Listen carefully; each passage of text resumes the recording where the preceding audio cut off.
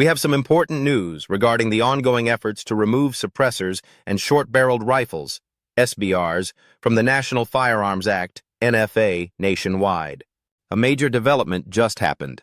The SHORT Act has now been included in the legislative package widely referred to as the Big Beautiful Bill. We already knew that the Hearing Protection Act was added to the bill during the House process, and now, thanks to progress in the Senate through the Finance Committee, the SHORT Act has officially been added as well. This is a significant step forward. Although the process isn't over yet, it's a big win worth discussing. We'll break down what's included in the bill, what's not, and what this could mean going forward. But before we get into all of that, if you'd like to support the channel for free, please consider subscribing. It really helps the channel grow. Also, leave a positive comment down below. It tells the algorithm that you find this 2A content valuable and helps get it in front of more people who care about these issues. Now, back to the topic. The inclusion of the SHORT Act alongside the Hearing Protection Act in this bill signals a major shift in the fight for Second Amendment rights. For context, the SHORT Act aims to remove short-barreled rifles, shotguns, and similar firearms from the definitions that subject them to strict federal regulation under Section 5845 of the NFA. If passed into law, it would mean that law-abiding gun owners would no longer need to register SBRs with the NFA or pay the $200 tax stamp. A simple background check and legal purchase from a licensed dealer would be enough for lawful possession. On top of that, the bill includes provisions preventing both federal and state governments from imposing any taxes or fees related to the purchase or ownership of these firearms, just like the Hearing Protection Act does for suppressors. This could be a game changer, lifting burdens not only at the federal level, but also protecting owners from future restrictions at the state level. As I mentioned earlier, the Hearing Protection Act successfully passed through the House Committee and was added to the Big Beautiful Bill before heading to the Senate. Throughout the Senate process, particularly in the Finance Committee, there was a strong push to have the SHORT Act included alongside it. Thanks to that effort, we now have confirmation that the SHORT Act has been added to the bill as well. Let's take a closer look at some of the actual language included in the bill. It spans about 5 paragraphs and outlines some key changes to how certain devices are treated under the National Firearms Act, NFA. First, the bill addresses the definition of a firearm.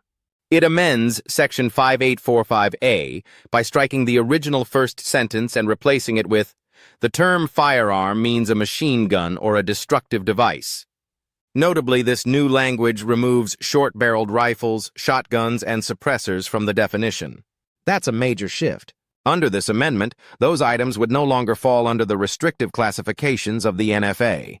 The bill also revises Section 5845F, which previously made an exception for shotguns or shotgun shells that the Secretary found to be suitable for sporting purposes. That language is now replaced with, "Except shotgun shells in any weapon that is designed to shoot shotgun shells." This change appears to simplify and clarify how shotguns and shells are handled under the law. Another amendment is made to Section 5811A, which strikes the clause related to transfer taxes on any other weapon under Section 5845E. The revised language keeps a $5 transfer tax for those items, but reflects the broader changes to how devices are categorized. It effectively removes unnecessary tax burdens on devices that no longer fall under the NFA's scope. The bill also includes an effective date section. It states that the amendments would take effect starting in the first calendar quarter that begins more than 90 days after the bill is enacted. This means that if passed by both chambers of Congress and signed into law, these changes wouldn't be immediate, but would take effect approximately 3 months after the signing date.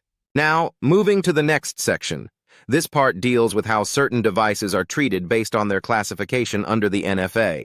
Section 5841 is amended to include a sentence that clarifies the treatment of short-barreled rifles, shotguns, and other similar firearms. It states that anyone who acquires or possesses one of these firearms in compliance with federal law under Chapter 44 of the U.S. Code will be considered in compliance with any state or local registration or licensing requirement for that firearm. Why is that specific language so important? Because in many states, laws require that short-barreled rifles or shotguns be registered under the NFA in order to be legally possessed. The issue arises when these items are removed from the NFA. Since they would no longer be subject to federal registration, it becomes legally impossible to comply with state laws that still require NFA registration. That's a major conflict. This provision was added to resolve that issue. It makes it clear that if a person lawfully owns a short-barreled rifle, shotgun, or similar item under federal law, they're automatically considered to be in lawful possession under state law, even if that state originally required NFA compliance. It's essentially a federal safeguard to prevent states from enforcing outdated or conflicting regulations after the NFA restrictions are lifted. This language is crucial because it prevents a legal gap that could otherwise result in law-abiding gun owners being in violation of state law simply due to a shift at the federal level. This is a major development, and like I mentioned earlier, it's incredibly encouraging. It shows just how much of an impact we've had through reaching out to our senators and representatives. Our collective efforts didn't just help push the Hearing Protection Act through committee, they also helped restore it to its original form.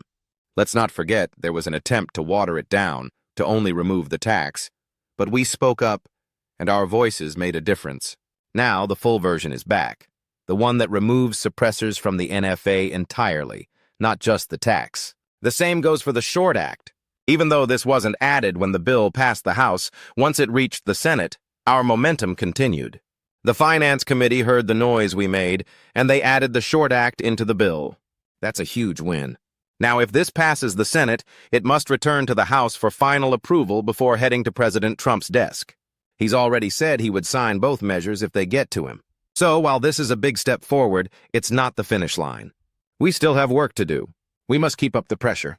That means staying loud, contacting not just our senators, but our House representatives as well. We need them to understand that we support the full versions of both the Hearing Protection Act and the SHORT Act. We don't want watered-down compromises. We don't want loopholes or partial fixes. We want short-barreled rifles, short-barreled shotguns, and suppressors removed entirely from the NFA. So here's your call to action. Call your representatives. Tell them clearly and respectfully that you support the full versions of the Hearing Protection Act and the SHORT Act, and that you want them passed as part of the broader bill, unchanged and intact. If you're not sure who your senators or representatives are, check the link in the description. Or you can call the Capitol switchboard directly at 202-224-3121. Just tell the operator who your senator or representative is, and they'll connect you to their office.